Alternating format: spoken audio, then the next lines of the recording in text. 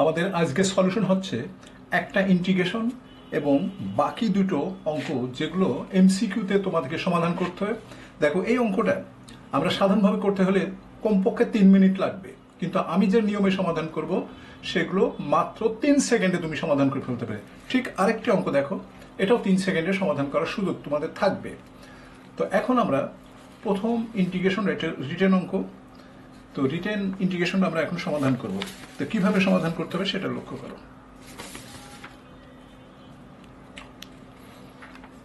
আমাদের উদ্দেশ্য হচ্ছে রুটগুলো সরিয়ে ফেলা। রুট কিভাবে, কি মান ধরলে, মানে এক্স এর মান কত ধরলে রুটটা তোলা মানে উজ্জ্ব করা যাবে, অর্থাৎ তুলে ফেলা যাবে, অর্থাৎ অপসারণ করা যাবে। তো এখন দেখো, আমরা এক্স সমান যদি সাইন থেটা ধরি তাহলে আমাদের রুটটা উঠিয়ে দেওয়া যাবে। তো দেখো, ধরি এক্স সমান সাইন থেটা। এখন আমরা ডিফারেন্সিয়েশন করছি, dx সমান cos থেটা d থেটা। এখন যে কাজটা করতে হবে সেটা হচ্ছে এরকম যে আমাদের এখানে আপার লিমিট লোয়ার লিমিট দেওয়া আছে। দেখো, আপার লিমিট 1, লোয়ার লিমিট 0। এখন আপার লিমিট লোয়ার লিমিটকে, এটা আপার লিমিট হচ্ছে এক্স এর মান, এটাও এক্স এর মান। এখন আমরা যেহেতু থেটায় কনভার্ট করেছি, আমরা ওই থেটাটাকে মানে থেটার মান কত হবে সেটা আমরা বের করব।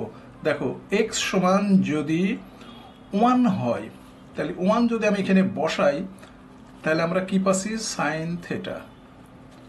অতএব থেটা সমান হচ্ছে সাইন ইনভার্স 1, অর্থাৎ সাইন ইনভার্স, আর এটা হচ্ছে সাইন π/2, অর্থাৎ আমরা থেটার মান পাচ্ছি π/2। দেখো, আমরা থেটার মান পেলাম π/2। এখন যদি এক্স এর মান 0 হয় তাহলে ওইভাবে 0 লিখি, সাইন থেটা।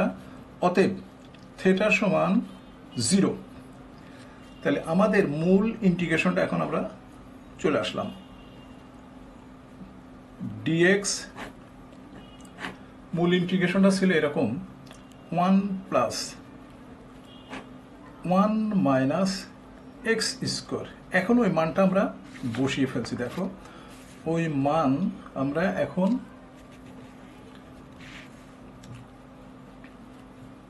কনভার্ট করেছি π/2 0।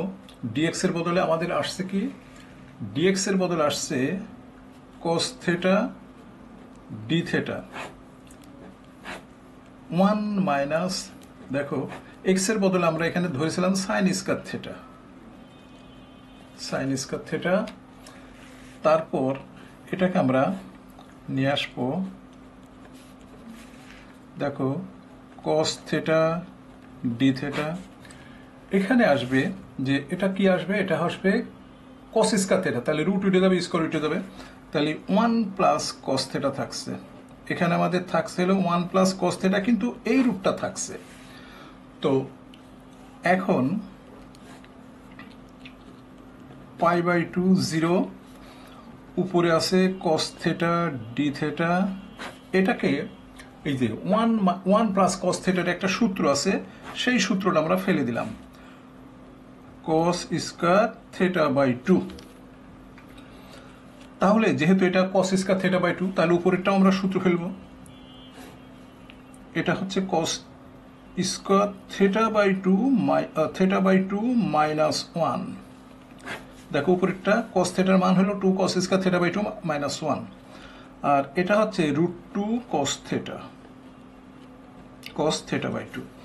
0 আপার লিমিট π/2, এখানে আমি d থেটা লিখলাম। তো এখন দেখো, আমরা যে কাজটা করছি সেটা হচ্ছে এটাকে এটি দিয়ে ভাগ করি, অর্থাৎ 2 cos square theta by 2 √2 cos theta by 2।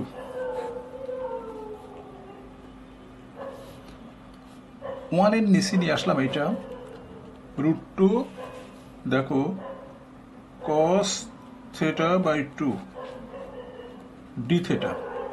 এটা কাটাকাটি করলে দেখো √2 হচ্ছে পাই বাই টু, উপরে হচ্ছে কস থেটা বাই টু, অর্থাৎ কাটাকাটি করলে একটা কস মানে একটা কস থেটা স্কোয়ার আছে, একটা কস থেটা থাকবে ডি থেটা। এরপর দেখো এইটা হাফ হাফ তো না root two, 0 pi by two, এটা হচ্ছে সেক থেটা, যেহেতু এটা উপরে চলে গেলে কস থেটা বাই টু, উপরে চলে গেলে থেটা বাই টু হয়ে গেল। এখন আমরা এটাকে ইন্টিগ্রেশন করছি, দেখো এটাকে কি করব, এটাকে ইন্টিগ্রেশন করব সাইন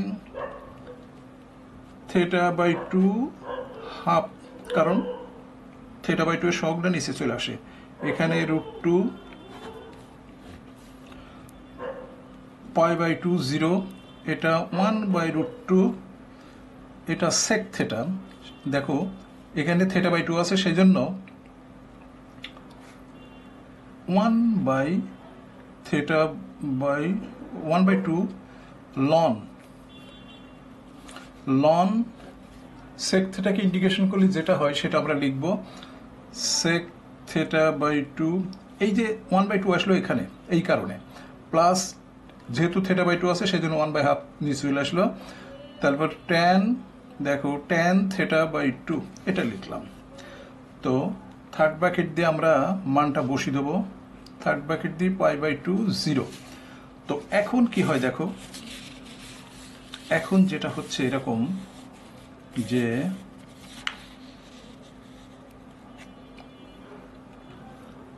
এটা উল্টে গেল, এই যে হাফ টু রুট টু হলো, তারপর সাইন, এই যে পাই বাই টু বসালি pi by four, sine pi by four, আর 0 বসালি এটা পুরোটাই 0। এই এবার মাইনাস, দেখো এটা উল্টে গেল 2, নিচে রুট টু, তারপর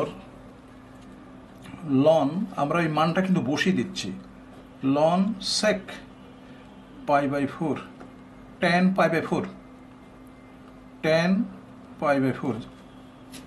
তো এখন দেখো 2 রুট টু, এখানে হচ্ছে 2 রুট টু, আর কস 45 ডিগ্রি মান 1 বাই রুট টু, আর এখানে হচ্ছে রুট টু, এই দুই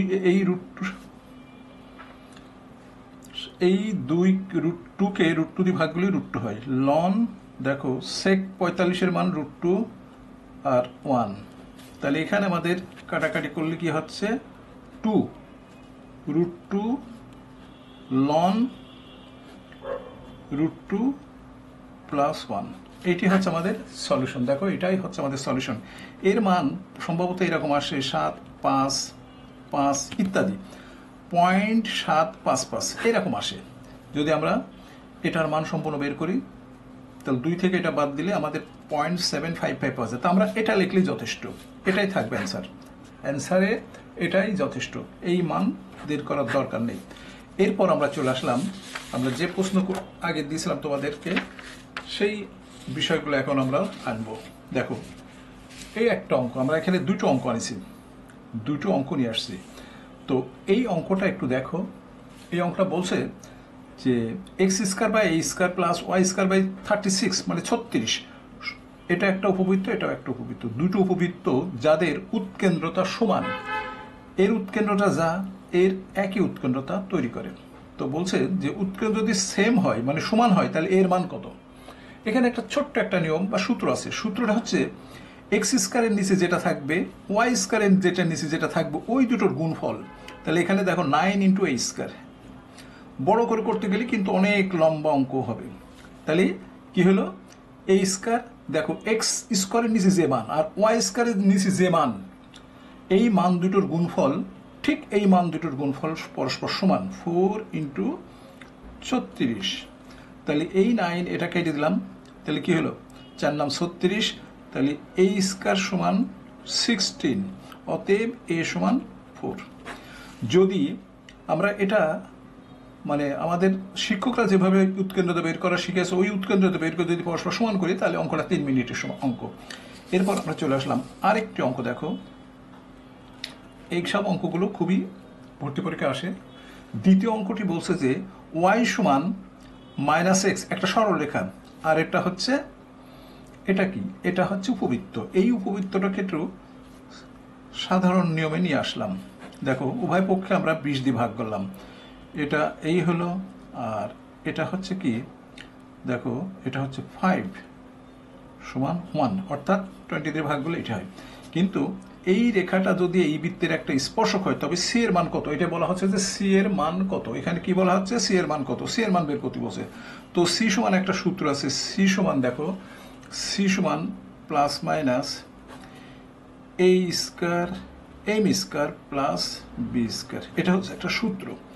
তো এর মান কত, এর মান হচ্ছে 20। দেখো এখানে এর মান আছে 20, আমরা এখানে বসিয়ে দেবো রুটের মধ্যে।